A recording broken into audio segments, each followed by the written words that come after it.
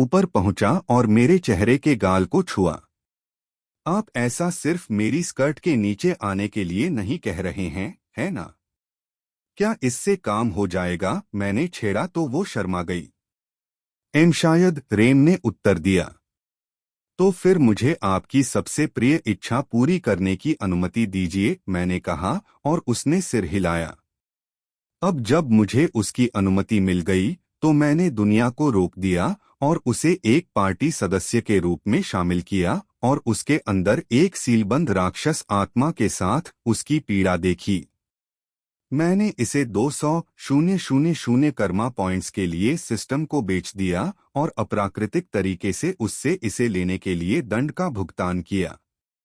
मैंने उस रक्त संबंधी अभिशाप को भी हटा दिया जिसने रेन और उसके परिवार को हमेशा आत्माओं को सील करने के लिए एक वैध पात्र के रूप में बांधा हुआ था। बाद में विचार करते हुए मैंने उसे 30,000 अंकों के लिए जादुई लड़की की शक्ति को बढ़ावा दिया और उसकी जादुई क्षमता को चौगुना कर दिया। फिर मैंने उसे मजबूत, तेज और पूरी तरह से स्वस्थ बनाने के लिए बुनियादी बॉडी अपग्रेड पैकेज स्थापित किया। एक बिल्ली व्यक्ति के रूप में उसकी चपलता भी आसमान छूनी चाहिए। मैंने दुनिया को रोक दिया और रेन ने झटका दिया जैसे कि उसे थप्पड़ मारा गया हो। फिर मेरे द्वारा किए गए अन्य बदलावों के कारण वह घुरघुराने लगी। उसका शरीर कई इंच बढ़ गया, उसके स्तन छोटे ए कप से मध्यम सी में आ गए और उसके पतले फ्रेम में कुछ अच्छी मांसपेशियां विकसित हो गईं। उसकी पूंछ भी मोटी हो गई और बंदर की पूंछ की तरह काम करने लगी। मुझे वास्तव में ऐसा करने से पहले तुम्हें बिस्तर पर सुला देना चाहिए था, मैंने कहा, और उसने मुझे आधी अधूरी घूर कर देखा। मेरा मतलब आपकी समस्या को ठीक करना था। आपके शरीर को राक्षस भगवान के भ्रष्टाचार को दूर करने वाले परिवर्तनों के लिए अभ्यस्त होने के लिए थोड़ा समय चाहिए। रेम ने मुझे सिर हिलाया और मुझे खुशी हुई कि उसने झूठ स्वीकार कर लिया। अन्यथा मेरे लिए परिवर्तनों की व्याख्या करना कठिन होता। मैं उसे अपनी बाहों में लेकर खड़ा हुआ और उसे बिस्तर पर ले आया। जब मैंने उसे लिटाया तो उसने कोई विरोध नहीं किया और उसकी नजरें मेरे शरीर से होते हुए मेरी जांघों तक और फिर वापस मेरे चेहरे पर चली गईं। उसके लिए बाद में बहुत समय है, मैंने कहा। उसके गाल को चूमने के लिए नीचे झुका। सो जाओ और तुम सुबह के बदलावों के प्रति पूरी तरह से अनुकूलित हो जाओगे। रेम के पास प्रतिक्रिया देने का समय नहीं था क्योंकि वह हरे रंग की चमक से ढकी हुई थी और सीधे सोने चली गई। क्या चीजों को गति देने के लिए स्लेव कॉलर का उपयोग करना धोखा था? नहीं, यह वहां था और इससे उसे बहुत अधिक मदद मिलेगी बजाय अगर मुझे गुलाम बना लिया जाए और अभिनय करने की अनुमति न दी जाए। कमरे का दरवाजा खुला और शेरा अंदर आया। उसका पेट थोड़ा निकला हुआ था और उसके चेहरे पर एक खुशी भरी मुस्कान थी। वह बिस्तर के चारों ओर घूमी और मुझे अजीब तरह से देखा। फिर वह ऊपर पहुंची और अपने कंधों के पास से अपना धनुष हटाया और अपनी पोशाक के ऊपरी हिस्से को खोल दिया। इससे उसके विशाल स्तन खुल गए और मुझे उनका पूरा दृश्य देखने को मिला। फिर उसने अपनी बेल्ट खोली और पूरे स्तन को फर्श पर गिरा दिया और खुद केवल छोटी पैंटी पहने हुए रह गई।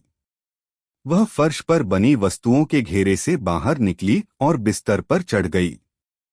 उसके हाथों की कुछ निपुण हरकतों से रेम का बहुत छोटा पहनावा उतर गया और उसने उसे बिस्तर के दूसरी तरफ गिरा दिया और उन्हें ढकने के लिए एक चादर का इस्तेमाल किया। शुभरात्रि एटलस, शेरा ने कहा और तुरंत सो गया।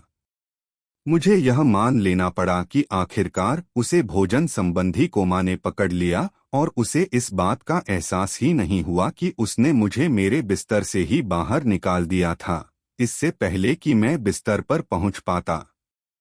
या उसने ऐसा किया था और जानना चाहती थी कि मैं इसके बारे में क्या करूंगा।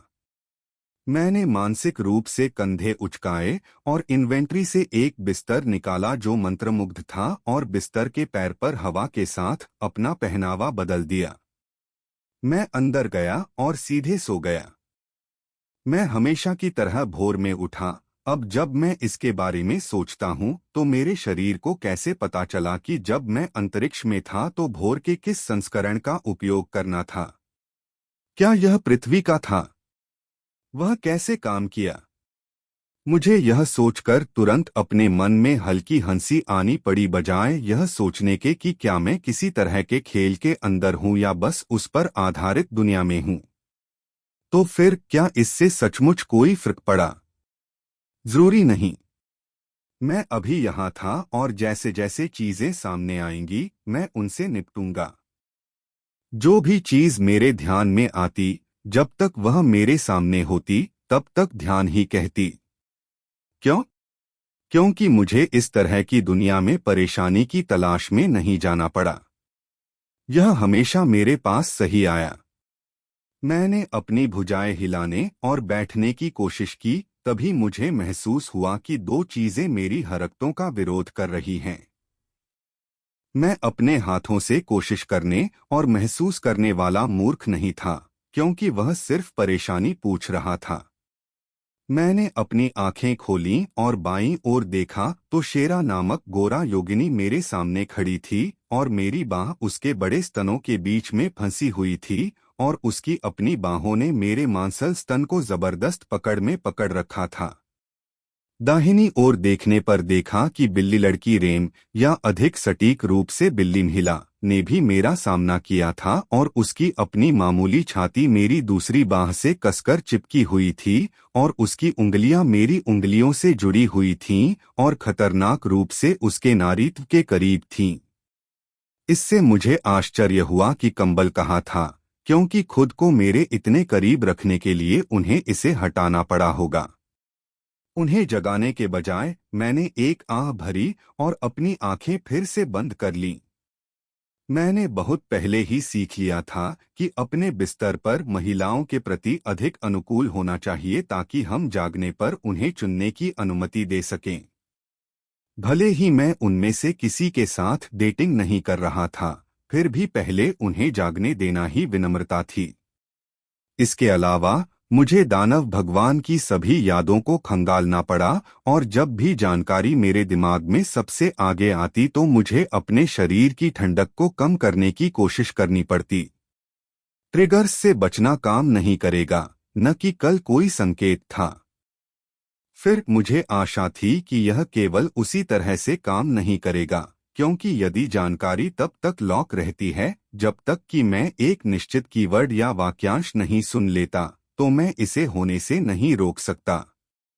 उनके स्वाभाविक रूप से जागने से पहले शायद मेरे पास लगभग 3 घंटे थे, इसलिए यदि मैं कर सका तो मैं सभी उपयुक्त यादें ढूंढने की पूरी कोशिश करूंगा।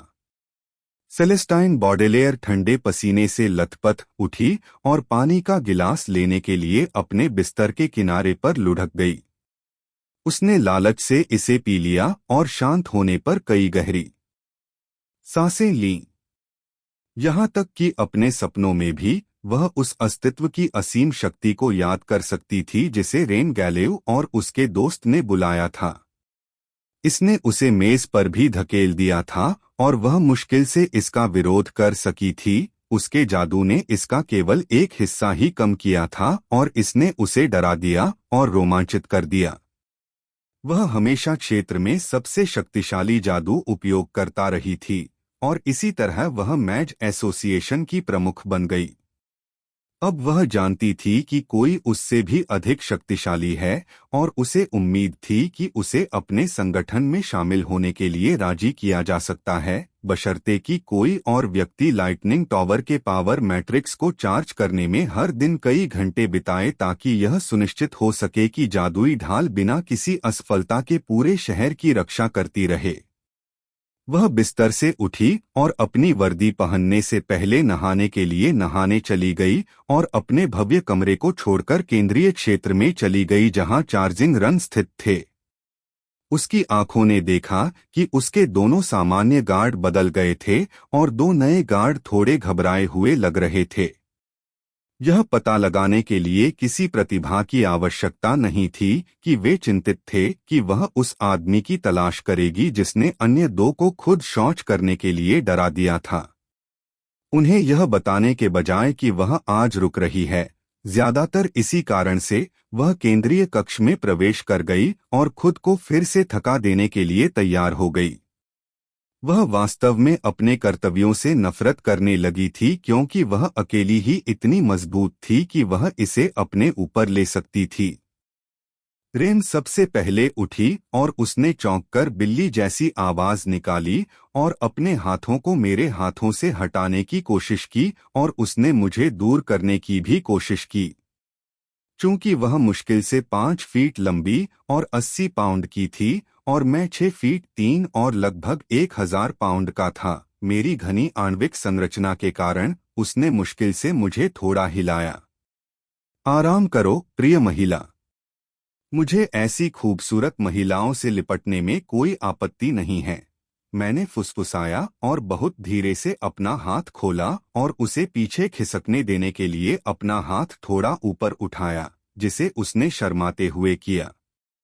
तुम जाग रहे हो? रेम ने स्पष्ट रूप से शर्मिंदा होकर पूछा और उसने उन्हें छिपाने के लिए अपने स्तनों पर एक हाथ रखा हुआ था। मैं कुछ समय से हूं, मैंने जवाब में फुसफुसाया और उसकी छाती की ओर नहीं देखा। कंबल के बिना भी यह काफी शांतिपूर्ण और काफी गर्म था।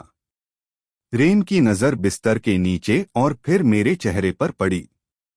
कम से कम यह आपके कपड़ों से फर्श पर नहीं है, जैसा कि मुझे संदेह था, मैंने कहा और अपना सिर उससे दूर कर लिया ताकि वह मुझे देखे बिना बिस्तर से उठ जाए और मैंने सीधे शेरा की आंखों में देखा।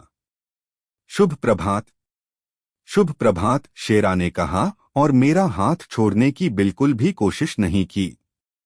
मैंने नीचे उसके नंगे स्तनों पर और वापस उसके चेहरे पर नजर डाली।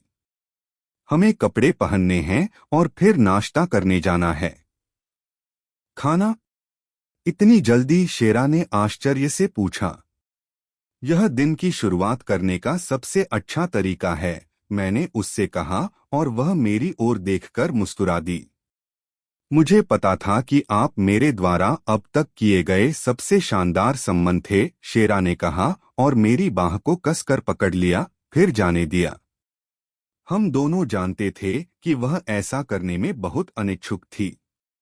वह आपका एकमात्र सम्मान है, रेन ने कहा और वह अपने कपड़े वापस पहनकर अधिक आरामदायक लग रही थी।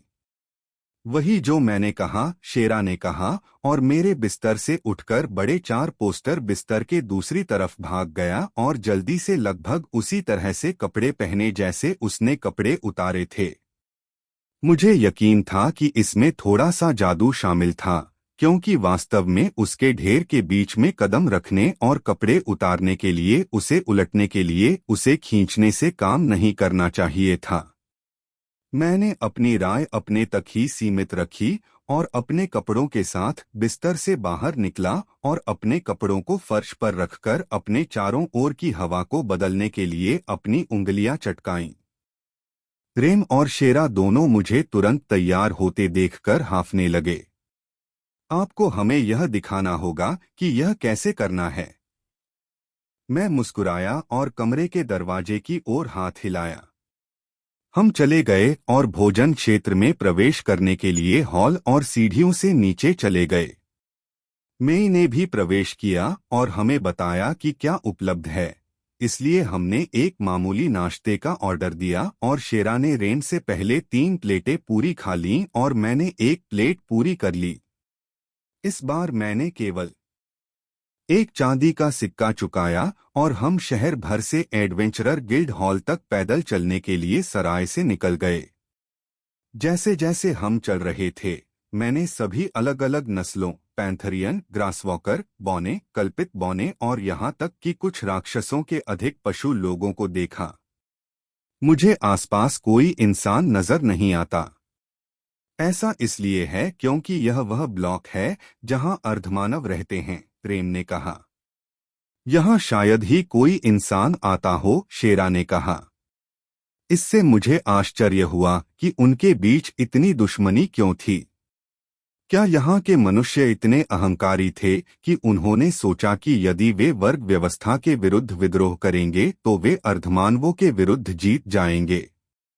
अगर उन्होंने ऐसा सोचा तो वे मूर्ख थे। अकेले जानवरों के गुणों ने उन्हें आधारभूत मानव की तुलना में बहुत बड़ा लाभ दिया। निःसंदेह इससे मुझे आश्चर्य हुआ कि वे इस दुनिया में ताकत दर्ज करने के लिए किसका उपयोग करते थे। यदि यह उन कुछ अन्य लोगों की तरह था जिनमें मैं शामिल हुआ था, तो यह स्तरों द्वारा किया गया था। हालांकि यह सुनिश्चित करना सबसे अच्छा था।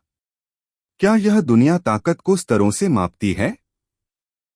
हाँ, स्तरों के अनुसार, शेरा ने कहा और अपना सिर घुमाकर दूसरी ओर देखने लगा। हालांकि मेरे पास अभी तक मेरा नहीं है। रेन ने मेरी ओर देखा। मैं लेवल 40 का समनर हूं। उसने फिर आगे की ओर देखा। हम जिस एडवेंचरर गिल्ड की ओर जा रहे हैं, उसके पास आपके अपने स्तर को मापने का एक साधन है। अरे हाँ, शेरा ने उत्साहित होकर कहा। मेरे पास कोई स्तर न होने का कारण यह है कि मैंने अभी तक एक साहसी व्यक्ति के रूप में पंजीकरण नहीं कराया है। उसने मुट्ठी बनाई और दृढ़ निश्चयी दिखी। जब वे मुझे मापेंगे तो मेरा स्तर 40 या 50 हो सकता है।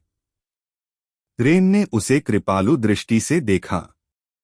आपका स्तर संभवतः 10 या उसके आसपास है, जो औसत से लगभग 10 कम है। यह नहीं है, शेरा ने अपना बचाव किया और अपनी छाती हिलाई।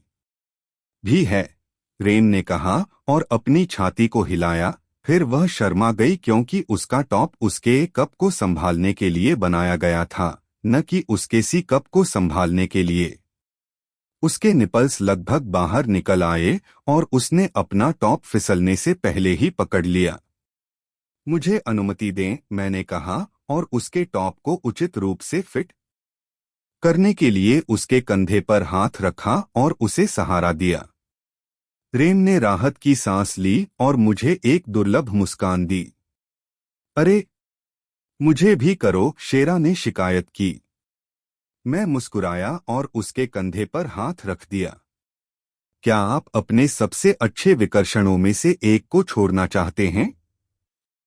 शेरा ने यह कहने के लिए अपना मुंह खोला कि वह जानबूझकर ऐसा नहीं करती है। फिर मैंने उसके बड़े स्तनों को उचित समर्थन देने के लिए उसकी ड्रेस के ऊपरी हिस्से को बदल दिया और इससे उसके हिलने पर उसकी ड्रेस को इधर-उधर होने से रोका जा सका।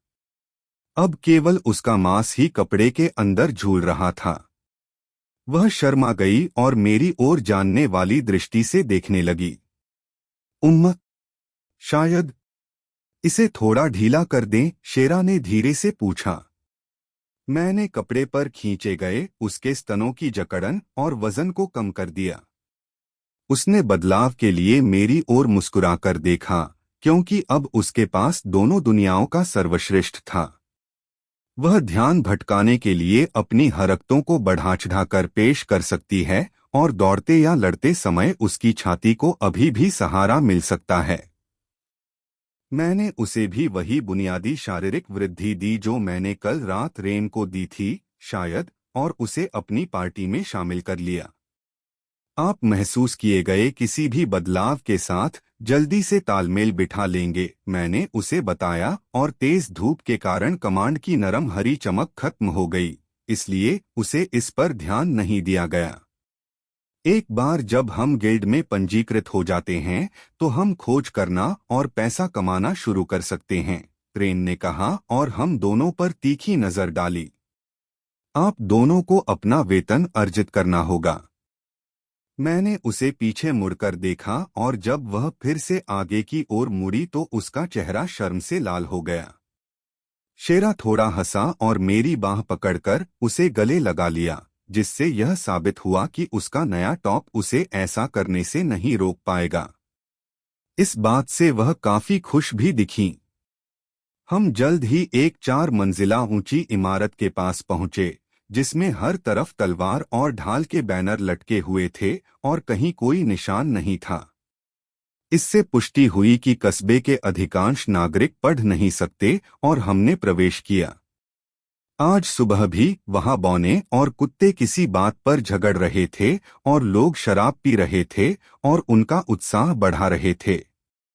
मैं जानता हूं कि यह अप्रिय है, लेकिन ऐसी चीजें यहाँ हर समय होती रहती हैं, प्रेम ने कहा और चलता रहा। साहसी लोगों के लिए रजिस्टर दूसरी मंजिल पर है।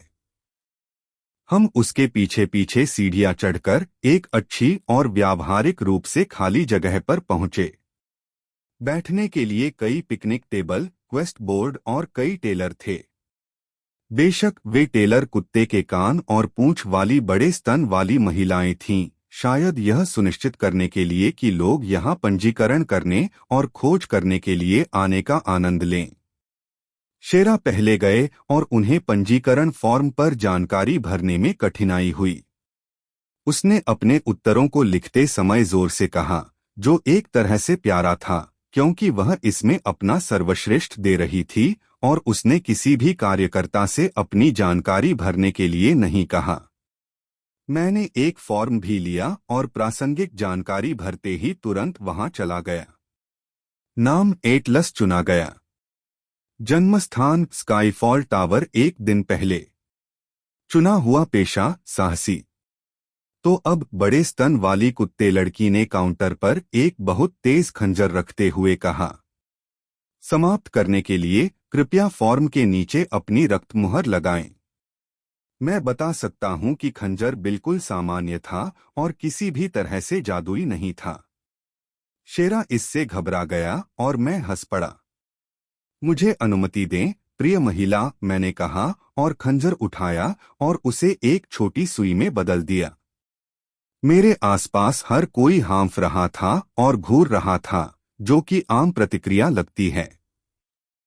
शेरा ने बिल्कुल भी प्रतिक्रिया नहीं की क्योंकि मैंने उसकी उंगली को पोंछा और मैंने उसकी उंगलियों को सही जगह पर दबा दिया। मैंने खुद को पोक किया और अपने फॉर्म को भी सही जगह पर छुआ।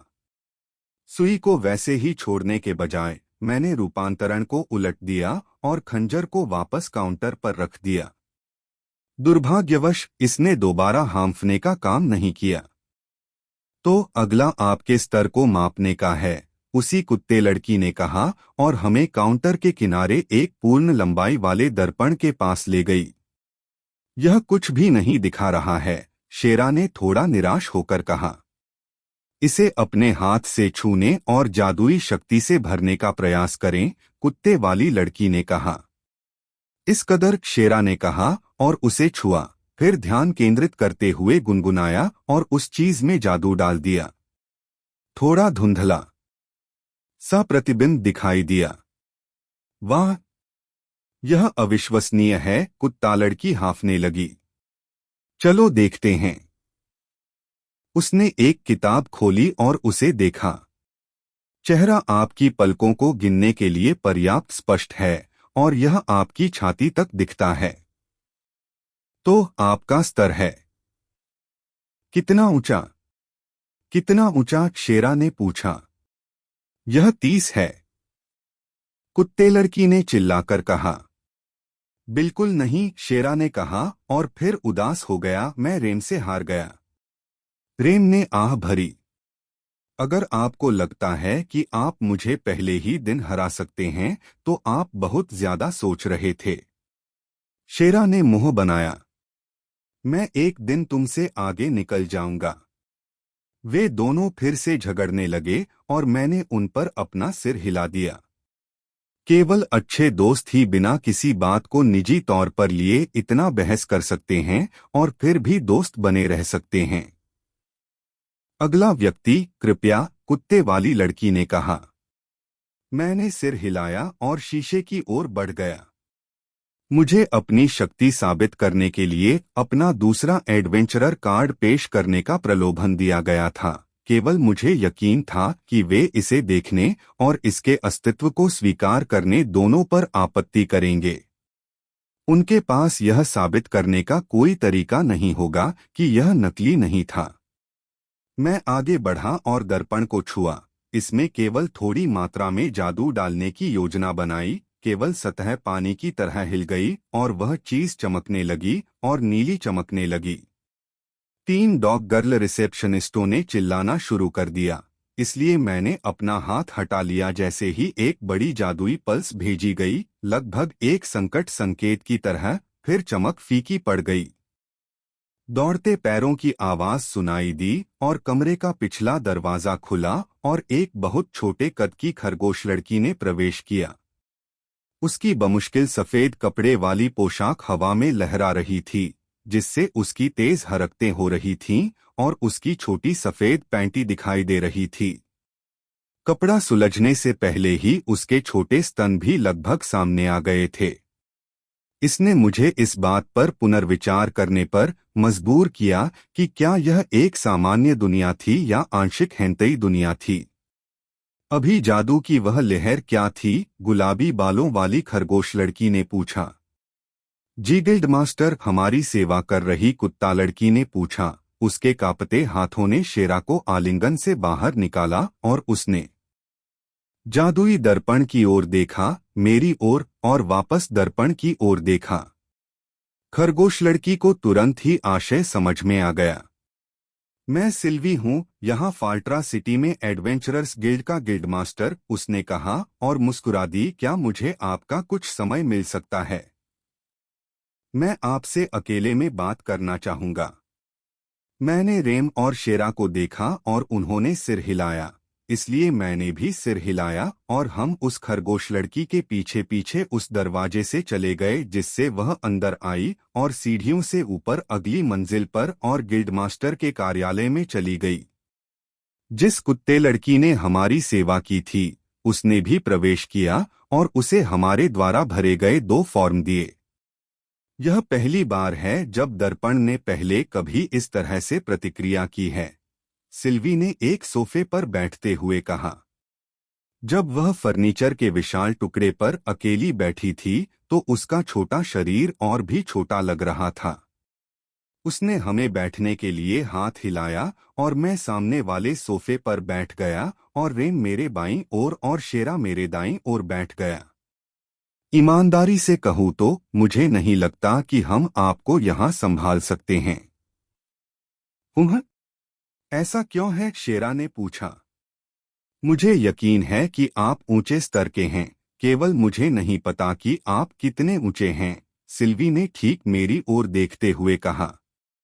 सच कहूँ तो आप मेरी जानकारी से परे हैं, इसलिए भले ही आपने हमारे साथ पंजीकरण कराया हो, मेरे लिए यह निर्धारित करने का कोई तरीका नहीं है कि आपके लिए कौन से मिशन स्वीकार्य हैं।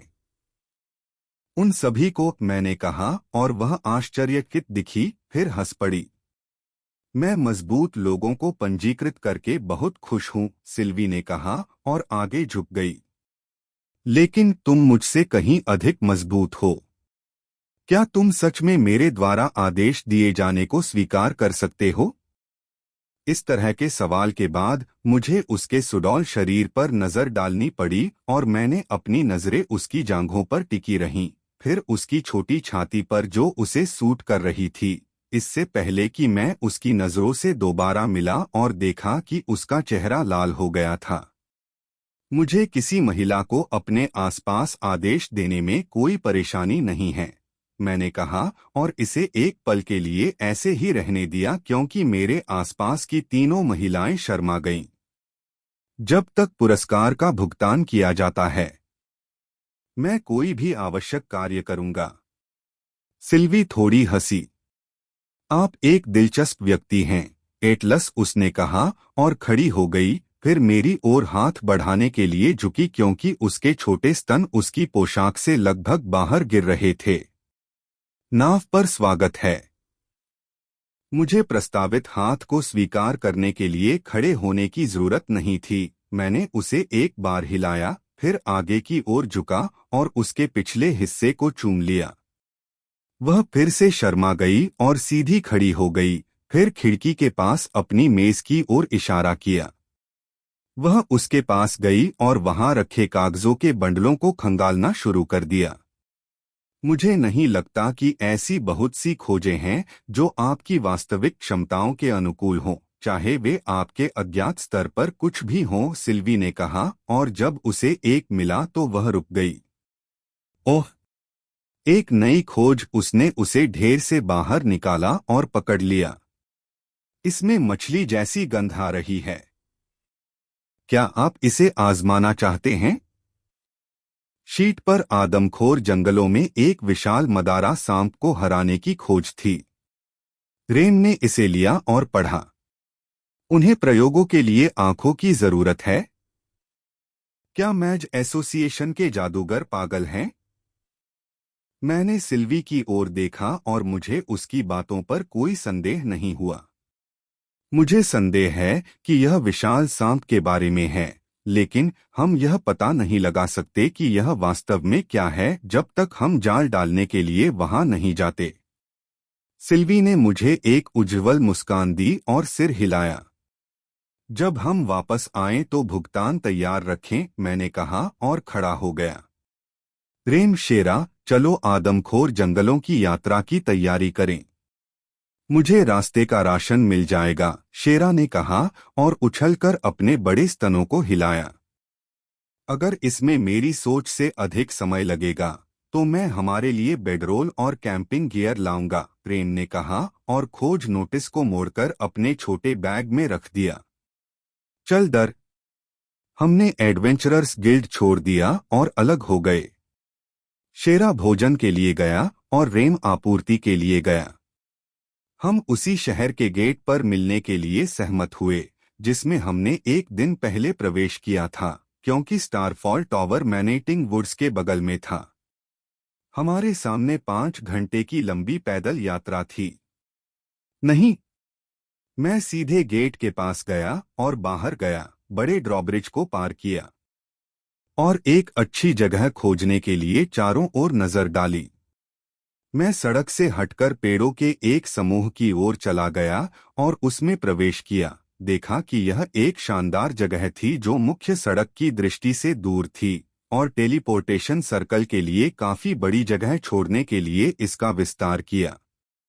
यह सस्ता और उपयोग में आसान था, इसलिए मैंने गंदगी और जमीन की ऊपरी परत को पत्थर में बदल दिया और टेलीपोर्टेशन सर्कल के लिए सही पैटर्न दोहराया। मैंने नाम बदलकर फाल्ट्रा रख दिया और इसे छिपाने के लिए पत्तों से ढक दिया। मैंने डैनमाची में उन पर वही नोटिस मी नॉट डाला और वार्डों को अनदेखा कर दिया, ताकि केवल वही व्यक्ति जो इसके बारे में जानता था उसे देख सके और उसका उपयोग कर सके। मैं जिस टावर पर पहुंचा था उस पर कदम रखा और उसके बगल में एक जगह चुनी, एक और जगह बनाई और उसे स्टारफॉल टावर नाम दिया। यह हमें इतनी दूर दोनों तरफ चलने से बचाएगा और हम खोज को काफी तेजी से पूरा कर सकते हैं। मैंने इसे गंदगी और वार्डों में ढक दिया, फिर टेलीपोर्टेशन सर्कल का उपयोग किया और सीमावर्ती शहर के पास लौट आया। मैं इंतजार करने के लिए पेड़ों के समूह से बाहर निकलकर सड़क पर आ गया। कुछ मिनट बाद रेम और शेरा आए। शेरा के पास भोजन से भरा एक बड़ा बैग था और रेम के पास एक बड़ा बैग था जिसके साथ उसे कोई परेशानी नहीं हुई। मैंने उनकी ओर हाथ हिलाया और वे मेरे पास आए। यदि तुम चाहो तो मैं वह ले सकता हूं, मैंने बैकपैक की पेशकश की और इशारा किया। समझ आ गया, रेम ने थोड़ा रक्षात्मक ढंग से कहा। आपने इसे संग्रहित क्यों नहीं किया, मैंने पूछा और शेरा और उसके खाने के बैग की ओर इशारा किया। एमो, शेरा ने कहा और जो कुछ भी उसके मुंह में था उसे चबाता रहा। इन्वेंटरी जादू एक विशेष कौशल है, इसमें वर्षों लग जाते हैं, रेम ने कहना शुरू किया जब मैंने हमारे बगल में सड़क पर एक बड़ी गाड़ी दिखाई। बेशक आप इसे जानते हैं। मैंने गाड़ी संभाली और उसके बैग पर हाथ फिराया। अच्छा, रेम ने कहा और उसे अपनी पीठ से उतारकर मुझे सौंप दिया। मैंने इसे संग्रहित किया और शेरा को एक मुस्कुराहट दी। उसने जोर जोर से भोजन निगला और भोजन की थैली को कसकर गले लगा लिया। अभी तक कोई नहीं। मैं हंसा और सड़क से हट गया। आप कहाँ जा रहे हैं, शेरा ने पूछा और मेरे पीछे चल दिया। हमें उस रास्ते से वापस टॉवर की ओर जाना है। मैं एक शॉर्टकट जानता हूं, मैंने चिढ़ाते हुए कहा। यह बस वहां पेड़ों के माध्यम से है। रेम ने मुझ पर तीखी नजर डाली और हमारा पीछा किया। बेहतर होगा कि यह कोई चाल न हो। क्या होगा यदि यह कोई जादुई चाल है? मैंने पूछा और उसकी आंखें सिकुड़ गईं। मैंने उसे मुझ पर संदेह करते हुए देखकर हंसा। आप परिवहन जादू के बारे में क्या जानते हैं? यह अस्तित्व में नहीं है, रेम ने कहा। पोर्टल, टेलीपोर्ट मंत्र, मैंने पूछ लिया। टेलीपोर्ट? वह क्या है? शेरा ने पूछा। मैंने समझाने के लिए अपना मुंह खोला, तब मुझे एहसास हुआ कि उनके पास इसका मतलब निकालने के लिए कोई बुनियादी ज्ञान नहीं है। मैं बाद में समझाऊंगा। अभी के लिए स्टारफॉल टॉवर की ओर चलें। मैंने पहले भी यही कहा था, शेरा ने कहा और थैले में से मांस का एक टुकड़ा झटके से निकाला और एक टुकड़ा काट लिया। आप क्यों चाहते थे कि हम जंगल में जाएं? रेन ने पूछा। क्योंकि, मैंने कहा और घेरे के बीच में रुक गया। इसलिए। टेलीपोर्टेशन सर्कल को देखकर रेम और शेरा की आंखें फैल गईं और बाद में प्रकाश की एक चमक दिखाई दी। हम स्टारफॉल टॉवर के पास थे। उन्होंने गला घोंटने वाली आवाजें निकालीं और सम्मन टॉवर की ओर ऐसे देखा जैसे कि वह विस्फोट करने वाला हो। जंगल वहीं है, मैंने कहा और उनका हाथ पकड़कर किनारे पर ले गया और अंदर चला गया।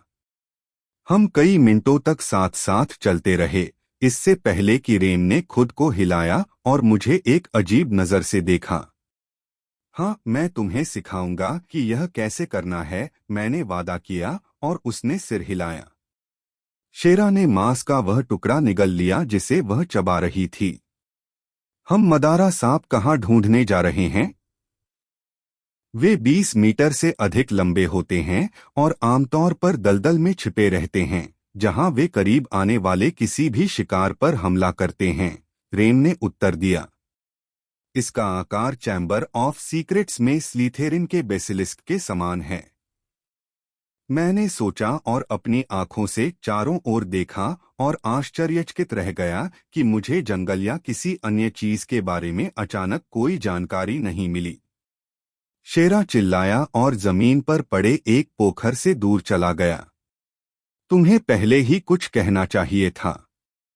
रेम ने कंधे उचकाए और माफी नहीं मांगी। मुझे हवा में बदलाव महसूस हुआ और मैंने चलना बंद कर दिया।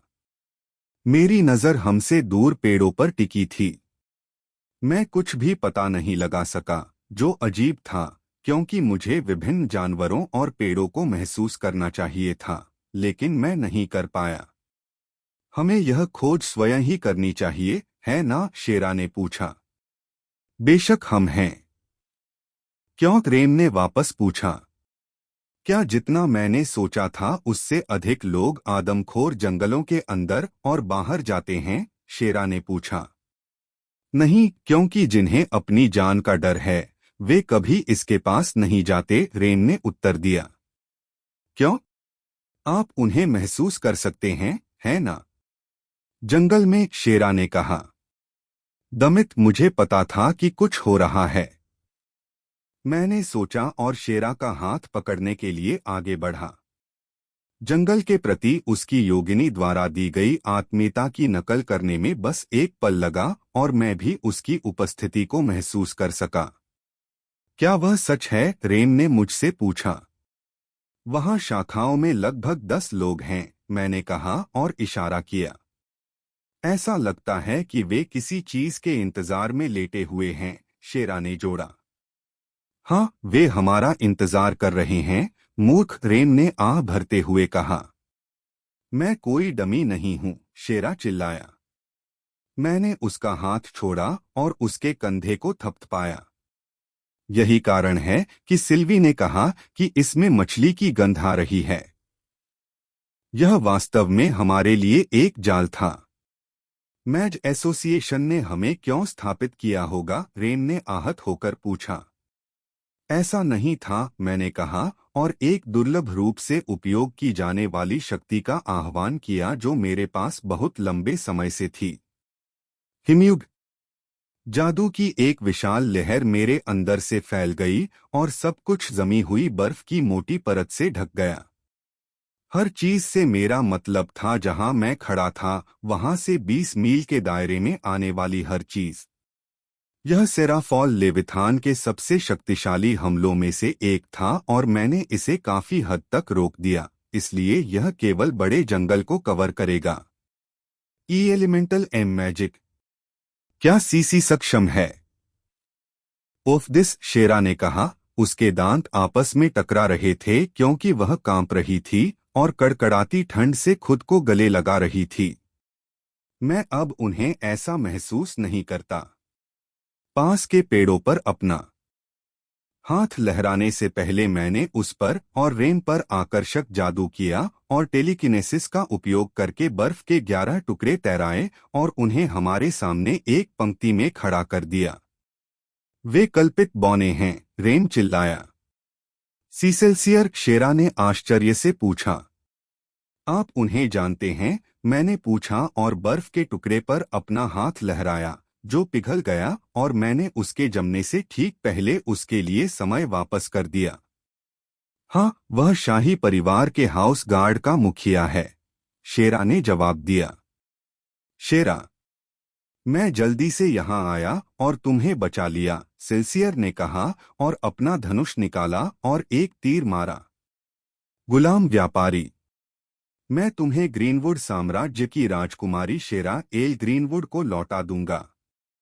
जैसे ही कल्पित बौनों के शाही परिवार के बारे में जानकारी सामने आई और मुझे याद आया कि राजकुमारी के रूप में उसकी अपनी भूमि और अपने लोगों के प्रति कई महत्वपूर्ण दायित्व थे, मैंने बमुश्किल खुद को रुकने से रोका। मैंने उसकी ओर देखा और उसने मुझे त्यागपूर्ण दृष्टि से देखा, जिससे मुझे पता चला कि वह इस झंझट से निपटना नहीं चाहती थी। मैंने पीछे मुड़कर योगिनी की ओर देखा। मैं कोई गुलाम व्यापारी नहीं हूं, मौन उसने कहा और मेरे गले पर तीर का निशाना साधा, भले ही वह मुझसे केवल 5 फीट की दूरी पर था। दास्ता के कॉलर अकाट्य प्रमाण हैं। राजकुमारी को तुरंत उसके कॉलर से मुक्त करो। मुझे शाही परिवार की परवाह नहीं है, शेरा चिल्लाया। शाही परिवार में हर कोई आपके बारे में चिंतित है, सेल्सियर ने झूठ बोला। मेरे भाई को मेरी जरूरत नहीं है, सेल्सियर। उसे एक वारिस की जरूरत है, शेरा ने जवाब दिया। वह बस यही चाहता है कि मैं उसके बच्चे को जन्म दूं। यह एक बहुत ही महत्वपूर्ण कर्तव्य है, सेल्सियर ने उसे बताया। क्या आपने स्वीकार किया कि एक भाई और बहन के लिए एक साथ बच्चा पैदा करना ठीक है? मैंने आश्चर्य से पूछा।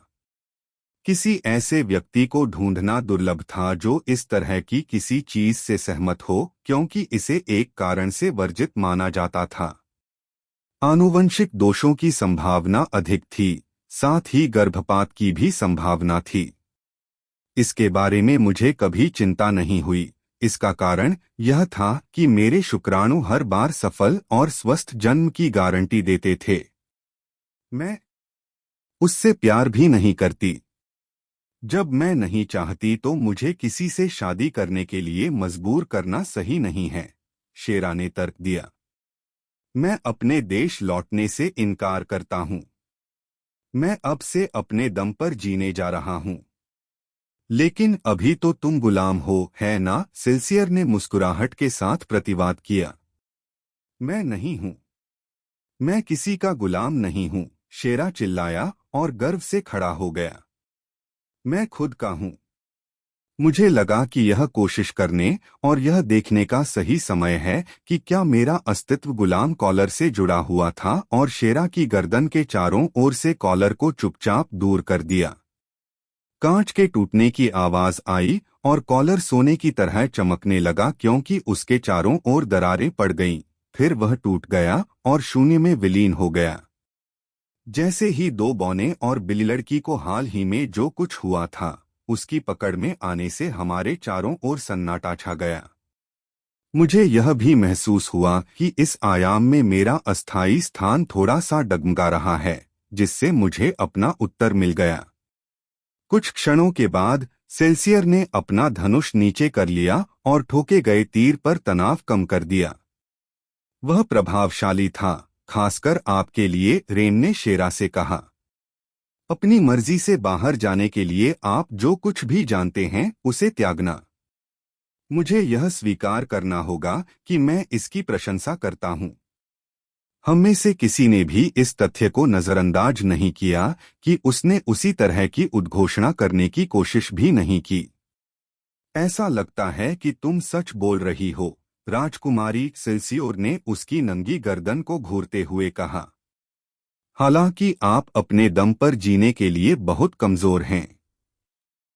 मुझे आपको अपने लोगों के पास वापस लाना होगा, भले ही मुझे ऐसा करने के लिए मजबूर होना पड़े। जैसे ही उसने फिर से धनुष उठाया और मेरी गर्दन पर तीर चला दिया, मैंने अपना सिर हिला दिया। आप बेवकूफ हैं। मेरे पास कोई विकल्प नहीं, सेल्सियर ने कहा और तीर को जाने दिया। एटलस, शेरा और रेम हांफने लगे। तीर लगने पर मैं घबराया नहीं और मेरी गर्दन से उछलकर जमीन पर गिर गया। किसी भी तरह की कोई क्षति नहीं हुई, यहाँ तक कि एक सुई की चुभन भी नहीं जहाँ बहुत तेज तीर की नोक ने मुझे छुआ। वाह, क्या हो तुम? सेल्सियर ने पूछा। जब वह दूसरे तीर की ओर बढ़ा तो उसका हाथ थोड़ा कांप रहा था। इससे कोई फर्क नहीं पड़ता, मैंने जवाब दिया। महत्वपूर्ण बात यह है कि आप गलत हैं। मैं गुलामों का व्यापारी नहीं हूं। शेरा आपसे कहीं अधिक मजबूत है और आपको मुझे अपना दुश्मन बनाने पर पछतावा होगा। सेल्सियर ने पीछे की ओर छलांग लगाई और बर्फ पर तब तक फिसलता रहा जब तक कि वह निकटतम पेड़ पर नहीं पहुंच गया और रुक गया। उसने एक नीला तीर निकाला और उस पर अपना धनुष चढ़ा लिया। टिप से एक तूफानी हवा शुरू हो गई और मैं बिल्कुल भी नहीं रुका क्योंकि मुझे पता चला कि यह एक टेम्पेस्ट एरो था, एक अत्यधिक मूल्यवान रेंज का हमला हथियार जो कि जिस भी चीज पर गोली चलाई गई थी उसे भेद सकता था। यदि आप इसका उपयोग करते हैं तो आप वास्तव में मुझे चोट पहुंचाने में सफल हो सकते हैं। जब मैंने रेम या शेरा को खतरे में डाले बिना उसे स्पष्ट शॉट देने के लिए आगे कदम बढ़ाया तो मैंने स्वीकार किया। बेशक, टेम्पेस्ट एरो महामहिम ग्रीनवुड के राजा द्वारा हमें प्रदान किया गया बेशकीमती खजाना है, सेल्सियर हवा पर चिल्लाया। वे सर्वोच्च तीर हैं जो किसी भी चीज को भेद सकते हैं। हवा तेज हो गई और योगिनी आत्मसंतुष्टता से मुस्कुराने लगी। यह तुम्हें और तुम्हारे नीच स्वभाव को भेद देगा, सेल्सियर ने कहा और तीर को तेज करने के लिए उसमें अपना कुछ जादू जोड़ दिया, शायद एक तेज जादू। एटलस, भागो। वे तीर खराब हैं, शेरा मुझ पर चिल्लाया। उसे छेदो, सेल्सियर चिल्लाया और तीर को फ्लैश की तरह तेजी से उड़ने दिया। सभी ने दूसरी ओर देखा, यहाँ तक कि सेल्सियर ने भी, क्योंकि वे मुझे मरते हुए नहीं देखना चाहते थे। मुझे इसके बारे में थोड़ा खेद हुआ क्योंकि तीर में एक घातक दोष था। यह जिस चीज पर प्रहार नहीं कर सकता उसे छेद नहीं सकता। इससे पहले कि वह मुझ पर हमला करता, मैंने उसे शाफ्ट से पकड़ लिया और उसे अपनी छाती से 1 इंच दूर रोक दिया। जादू कई सेकंड तक चमकता रहा और फिर खत्म हो गया क्योंकि शॉट बर्बाद हो गया था। 2 बौने और बिल्ली लड़की ने अभी भी खड़े होकर मुझे देखा और फिर मेरे हाथ में पकड़े जादुई तीर को देखा। अच्छे तीर के लिए धन्यवाद। मैं निश्चित रूप से बाद में उनमें से कुछ और बनाऊंगा, मैंने कहा और शेरा को हाथ हिलाया। मैंने इसे उसके तरकश में डाल दिया और वह हैरान और खुश दोनों लग रही थी। भगवान का शुक्र है आप ठीक हैं, शेरा लगभग चिल्लाया। मुझे बुलाने में तुम्हारा हाथ था, शेरा। ऐसे कमजोर व्यक्ति से मैं किसी भी तरह नहीं हार सकता, मैंने कहा और वह मेरी ओर देखकर मुस्कुरा दी। मैंने उसकी गर्दन पर और पीछे उसके चेहरे पर नजर डाली। क्या आप बुरा मानेंगे यदि मैं? आप जानते हैं। शेरा ने सिर हिलाया और मैंने रेम का कॉलर उसके ऊपर कॉपी कर दिया। मैं आगे झुका और उसके गाल को चूम लिया। मैंने दूसरे कनेक्शन फॉर्म को महसूस किया और राहत की सांस ली। धन्यवाद प्रिय महिला। आप नहीं जानती कि यह मेरे लिए कितना मायने रखता है। शेरा ने मेरी ओर देखा जिससे पता चला कि वह ऐसा कर सकती है। अब मैंने कहा और पुरुष योगिनी की ओर मुख करके मुड़ गया। जहां तक आपकी बात है, उसे मत मारो, शेरा ने कहा और मैंने उसकी ओर देखा। मुझे अपने भाई को संदेश देने के लिए उसकी जरूरत है। जैसा आपका आदेश हो, मैंने कहा और उसने मेरी ओर देखकर एक और मुस्कान बिखेरी। शेरा की नजर शाही परिवार के एकमात्र जीवित रक्षक पर पड़ी। मेरे भाई के पास वापस जाओ और उसे बताओ कि मैं कभी घर नहीं आऊंगा। मैं उसका नहीं हूं और मैं यहाँ अपने दोस्तों रेम और एटलस के साथ रह रहा हूँ। सेल्सियर ने अपना सिर झुकाया और आह भरी। हाँ राजकुमारी। हम तीनों वहीं खड़े रहे और उसे लड़खड़ाते और फिसलते हुए देखते रहे, क्योंकि वह बर्फ से ढकी बंजर भूमि पर नहीं बल्कि जंगली इलाके में घूमने का आदी था। जब वह नजरों से ओझल हो गया तो मैंने बर्फ में ढके योगिनी के शरीर को एक तरफ कर दिया और मैज गार्ड को आगे खींच लिया। तो वह क्यों है? रेम ने पूछा और मैंने सिर हिलाया। हमें इसे स्पष्ट करने के लिए मैज एसोसिएशन का दौरा करना होगा और उसे बताना होगा कि उसके एक निजी गार्ड ने हमें मारने की कोशिश की थी। मैंने उस पर तीखी नजर डाली और उसने एक पल के लिए दूसरी ओर देखा, यह समझते हुए कि अगर उसके अंदर अभी भी राक्षस भगवान की आत्मा है तो गार्ड उसे मुक्त करने के लिए जिम्मेदार होगा। उसने पीछे मुड़कर मेरी ओर देखा और सिर हिलाया। मैंने इन्वेंट्री से एक बैग निकाला और उस पर एक अज्ञात विस्तार आकर्षण डाला, फिर जादूगर के शरीर के साथ बर्फ के टुकड़े को अंदर फेंक दिया। जब मैंने बैग को बंद कर दिया और रेम को सौंप दिया तो रेम और शेरा उसे घूरते रहे।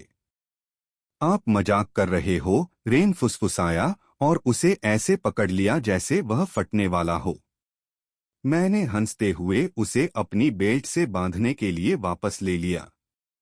अब जब हमने इस पर ध्यान दे दिया है तो आइए हम आदमखोर जंगल में पाए जाने वाले हर जीव, पौधे और दुर्लभ सामग्री को देखें।